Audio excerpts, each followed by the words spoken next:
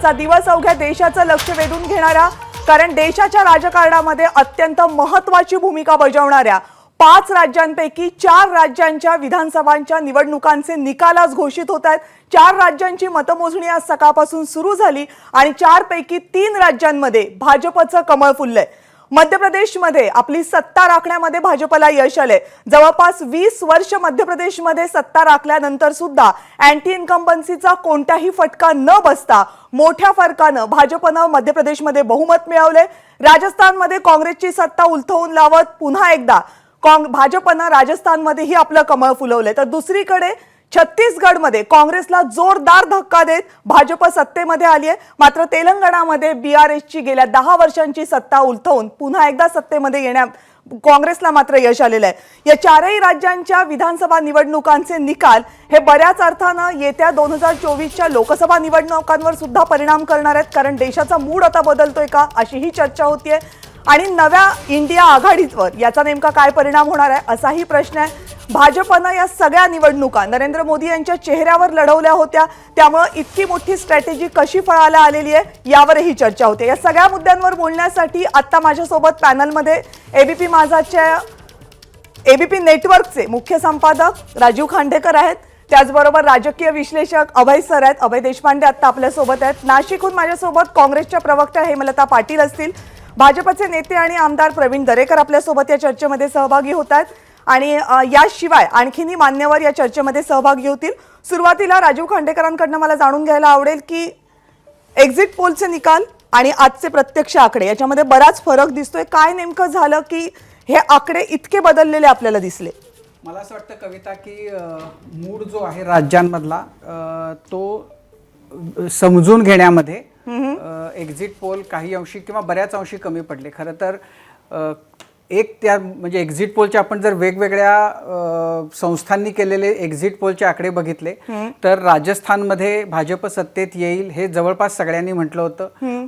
मध्य प्रदेशमध्ये भाजप सत्तेत येईल असं काहींनी म्हटलं होतं, काहींनी काँग्रेस तिथं सत्ता मिळवेल असं म्हटलं होतं। छत्तीसगडमध्ये बहुतेक सगळ्यांनी काँग्रेसची तिथली सत्ता अबाधित राहील असं प्रेडिक्ट केलं होतं आणि तेलंगणामध्ये बीआरएस जाणार आणि तिथं काँग्रेस परफॉर्मन्स त्यांचा खूप चांगला होतोय आणि तेलंगणा काँग्रेस जिंकणार हे म्हटलं होतं।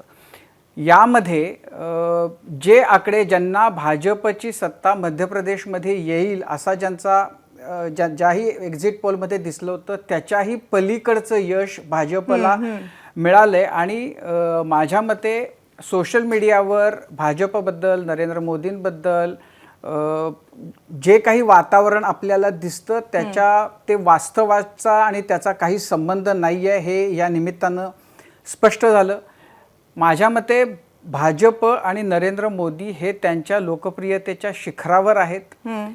19 मध्ये जेव्हा निवडणुका या झाल्या होत्या त्यावेळेला अर्थातच मोदींचं सरकार केंद्रामध्ये होतं, पण त्यावेळेला ही 3ही राज्य म्हणजे मध्य प्रदेश, छत्तीसगड आणि राजस्थानमध्ये काँग्रेसला मोठं यश मिळालं होतं। पण नंतर जेव्हा 6 महिन्यांनी लोकसभेच्या निवडणुका झाल्या त्यावेळेला 2014चं रेकॉर्ड मोडूनचं यश भाजपला मिळवता आलं होतं आणि आता याही निवडणुकीमध्ये 5 वर्षांनी मागचं सगळं जो काही परफॉर्मन्स होता त्याच्यापेक्षा खूप मोठं उड्डाण करत भाजपला हे यश मिळवता आलेलं आहे। आणि एक्झिट पोल असतील किंवा राजकीय विश्लेषक असतील त्यांचा ग्राउंडशी जो संबंध आहे तो तितका उरलेला नाही आहे, याच्यावर या निमित्तानं यामुळं शिक्कामोर्तब होत आहे असं मला वाटतं म्हणावं लागेल। खरं तर असं आहे की आपण या निवडणुकीमध्ये म्हणजे ज्या प्रकारच्या चर्चा होत होत्या की मध्य प्रदेशमध्ये भाजप आता इतकी वर्ष सत्तेत आहे आणि त्यामुळं शिवराज सिंगांच्याबद्दल खूप निगेटिव्ह वातावरण तिथं निर्माण झालं आहे असं बोललं जात होतं। राजस्थानमध्ये आणि त्याला प्रतिवाद करताना भाजपकडून ज्या शिवराज सिंग सरकारनं वेगवेगळ्या योजना आणल्या त्यांचा उल्लेख होत होता, खास करून महिलांसाठीच्या ज्या लाडली बहिणासारख्या वगैरे योजना आहेत त्याचा फायदा होईल भाजपला असं भाजपचे सगळे नेते अगदी परोपरीनं सांगत होते, कोणी त्यावर विश्वास ठेवायला तयार नव्हतं। छत्तीसगडमध्ये किंवा राजस्थानमध्ये अशाच प्रकारच्या योजना ज्या तिथल्या सरकारांनी काँग्रेसच्या केल्या होत्या त्याचा त्यांना फायदा होईल असं काँग्रेस सांगत होतं, पण त्याचा उपयोग होणार नाही, तिथली अँटी इन्कम्बन्सी ती सरकार खाली घालायला त्याच्यामुळं जातील ते असं भाजपकडून सांगितलं जात होतं. या निवडणुकीमध्ये आपण जर बघितलं तर मोदी भाजप यांचं गारुड जे आहे ते इतकं स्ट्रॉंग आहे की कुठल्याही या कारणामुळं त्या कारणामुळं असं जर कोणी सांगू पाहिल तर त्याला फारसा अर्थ नाही असं आपल्या लक्षात येईल. उदाहरणार्थ इथली अँटी इन्कम्बन्सी असल्यामुळं मध्य प्रदेशात सरकार आता जाईल असं म्हटलं जात होतं, ते गेलं नाही. भाजप सांगते की त्यांच्या ज्या योजना होत्या वेगवेगळ्या त्या योजना अधिक मोदींचा करिश्मा, यामुळं भाजपला इतकं प्रचंड उत्तुंग असं यश मिळवता आलं. बाघेल छत्तीसगडमध्ये असं सांगत होतं की आम्ही इतक्या वेगवेगळ्या प्रकारच्या स्कीम्स लोकांसाठी आणलेल्या आहेत. KCR तेलंगणामध्ये खूप वेगवेगळ्या प्रकारच्या प्रत्येक समाज घटकासाठी काहीतरी आणि असं घसघशीतपणानं काहीतरी देताना आणि स्कीम आणताना दिसत होते. राजस्थानमध्येही खूप वेगवेगळ्या प्रकारच्या योजना अशोक गेहलोत सरकारनं आणलेल्या होत्या. पण योजनांचा प्रभाव परिणाम जो दिसला तो एकट्या मध्य प्रदेशमध्ये तिथल्या सरकारला झालेला दिसला. तो त्या योजनांमुळे ना KCRना मतं मिळाली किंवा सत्ता स्थापन करता आली, ना अशोक गेहलोतांना करता आली, ना बघेलांना टिकवता आलं. आता एक असं म्हटलं जातं की मला काँग्रेसचा खूप एक सिनियर नेता, एक माजी मुख्यमंत्री म्हणजे आता माजी झालेले मुख्यमंत्री काही दिवसांपूर्वी दिल्लीत भेटले होते आणि त्यांनी असं सांगितलं की अंतर्गत वाद जे आहेत त्याच्यामुळेच मध्य प्रदेशमध्ये भाजपचं सरकार जाईल किंवा आमचंही सरकारमध्ये आमचे थोडे मतभेद इंटरनल आहेत वगैरे अशा अर्थाचं. पण तशा अंतर्गत आता राजस्थानबद्दल हे बोललं जाते की अंतर्गत काँग्रेस अंतर्गत वादांमुळे तिथलं सरकार नाही झालं किंवा छत्तीसगडमध्ये काँग्रेसमध्ये अशा स्वरूपाचे काहीतरी नेत्यांमधलं जे होतं परस्परांबद्दलचं सौहार्दाचा अभाव त्याच्यामुळे तिथलं गेलं. पण त्या प्रकारची चर्चा राजस्थानमध्ये भाजपच्याही बाजूनं बोलली जात होती की वसुंधरा नाराज आहे. इकडे रमण सिंगांच्या बद्दल बोललं जात होतं की रमण सिंग आता अज्ञातवासातच गेलेत आणि ते कुठं नाही आहेत. तर या प्रकारचा प्रचार जोही काही झाला आणि जेही काही मुद्दे झाले आणि आज आता आपण बघतोय सकाळपासून रात्रीपर्यंत आणि पुढचे काही दिवस याबद्दलची चर्चा होत राहील. त्यामध्ये हेच मुद्दे मुख्यत्वे येतील की या योजनेमुळं मिळाली किंवा अंतर्गत विरोधामुळं मतभेदांमुळं नाही मिळालं. पण हे सगळे जिथं BJPला सत्ता मिळाली तिथं त्यातले कुठलेही मुद्दे लागू होत नाहीत आणि जेही मुद्दे आहेत ते सगळे काँग्रेसला लागू होतात असं आपल्या लक्षात येईल. थोडक्यामध्ये मोदींचा करिश्मा, अमित शहांची रणनीती आणि भाजपचं पक्ष म्हणून त्यांनी जे काही इलेक्शनसाठीची त्यांची तयारी आहे ती इतकी पुढची झालेली आहे की त्याच्यामध्ये त्या झंझावातामध्ये टिकणं काँग्रेसला अवघड झालं. म्हणजे मध्य प्रदेशमध्ये ABPचा जो पोल होता त्याच्यामध्ये काँग्रेसची सत्ता येईल असं म्हटलं होतं. राजस्थानमध्येही बहुतेक चॅनल्सनी जे पोल दिले होते त्याच्यामध्ये निकराची लढाई होईल असं म्हटलं होतं. पण ह्याच्या पलीकडचे निकाल आले आणि त्याचं मुख्यत्वे कारण ज्या पद्धतीनं ज्या तडफेनं ही निवडणूक भाजपनं लढली, मोदी आणि शहा आणि नड्डा यांच्या नेतृत्वात लढली, त्यानं जो माहोल बनला तर त्याचा भाजपला फायदा झाला. आणि आणखीन एक गोष्ट आता मान्य केली पाहिजे, काँग्रेसलाही या गोष्टीचा विचार करावा लागेल की जे मुद्दे घेऊन काँग्रेस निवडणुकीला जाते तर ते खरंच लोकांचे आहेत का, त्याच्यामध्ये म्हणजे जो आजार आहे त्याचा इलाज ज्या पद्धतीने केला जातोय ती पद्धत योग्य आहे का. आणि आत्ताच्या या निवडणुकीवरून असं दिसतंय की काहीतरी गडबड आहे आणि काँग्रेसला नव्यानं सगळ्याचा विचार करावा लागेल.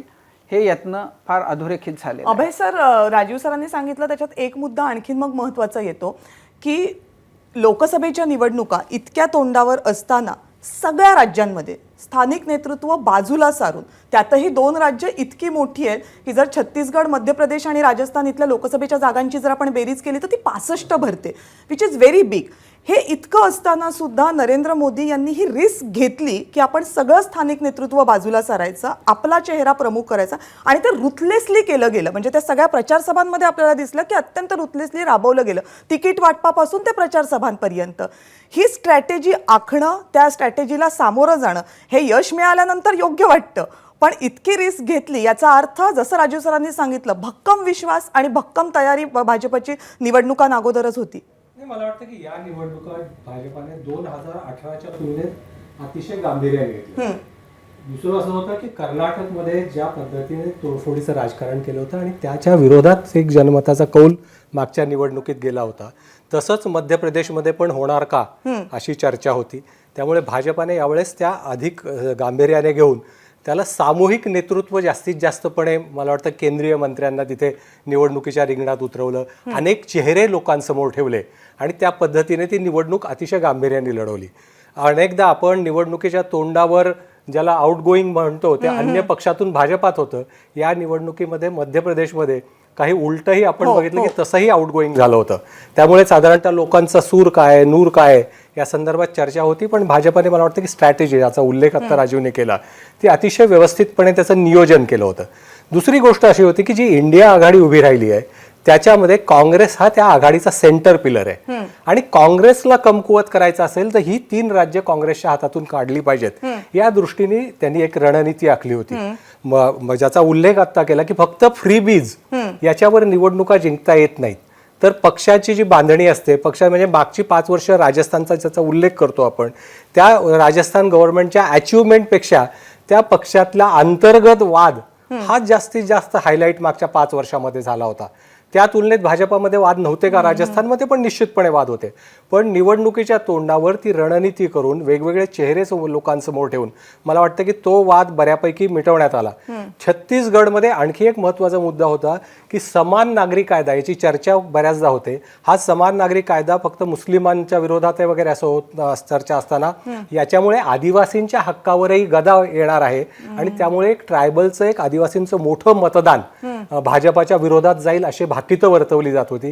त्यालाही या निवडणुकीने छेद दिलाय आणि ज्याचा उल्लेख केला तुम्ही की 65 जागा लोकसभेच्या इथे आहेत आणि त्याच्यापैकी 63 भाजपकडे आहेत, म्हणजे 62 आणि एक अपक्ष त्यांचे पुरस्कृत निवडून आलेले आहेत.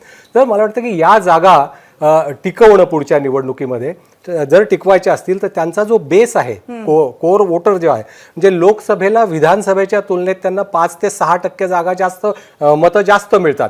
पण ती जास्त मिळालेल्या मतांचा फायदा होण्यासाठी तुमचा कोर वोट जो असतो तो तुम्हाला टिकवावा लागतो आणि मला वाटतं की तो विधानसभेतली ती मतांची टक्केवारी टिकवण्यात निश्चितपणे भाजपाला यश आलेलं दिसतंय.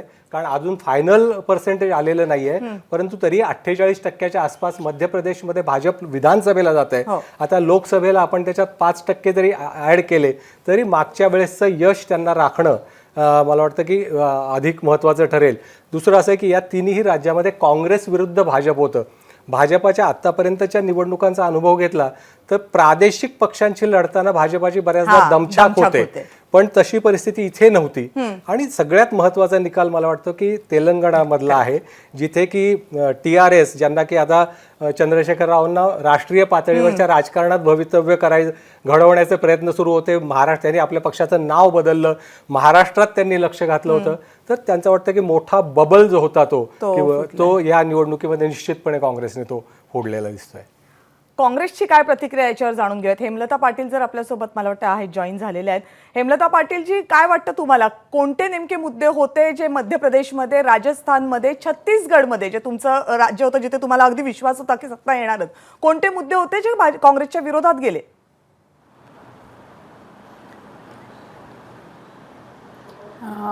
असं आहे की ह्यात 4 आता 5 म्हणजे राज्याच्या निवडणुकांमध्ये काँग्रेसला खात्री होती की मध्य प्रदेश, राजस्थान आणि छत्तीसगडमध्ये आम्ही खूप चांगल्या पद्धतीने आमचा परफॉर्मन्स करू. तेलंगणामध्ये सुद्धा पक्षाने खूप कंबर कसली होती आणि अतिशय चांगल्या पद्धतीने माणिकराव ठाकरेंच्या नेतृत्वाखाली आम्ही त्या ठिकाणी काम करत होतो. परंतु आता हे पराभव कशामुळे झाला, कुठे चुकलं, हे सगळं बघायचं झालं तर मला असं वाटतं की आम्ही जनसामान्यांची, नागरिकांची नस ओळखण्यामध्ये आम्ही कुठेतरी कमी पडलो असू आणि स्थानिक मुद्दे, सध्याला लोकांना अपेक्षित असणारे मुद्दे, लोकांना सरकारकडून अपेक्षित असणारी सहाय्यता आणि आपसापसातले मतभेद असतील, मनभेद असतील किंवा एकत्रीकरण असेल, या सगळ्यांमध्ये कुठेतरी आमच्याकडून थोडासा लॅक्युना राहिला असेल आणि त्या सगळ्याचा एकत्रित परिणाम म्हणून मला असं वाटतं की हे अपयश मिळालं असेल. ABP माझा, उघडा डोळे बघा नीट.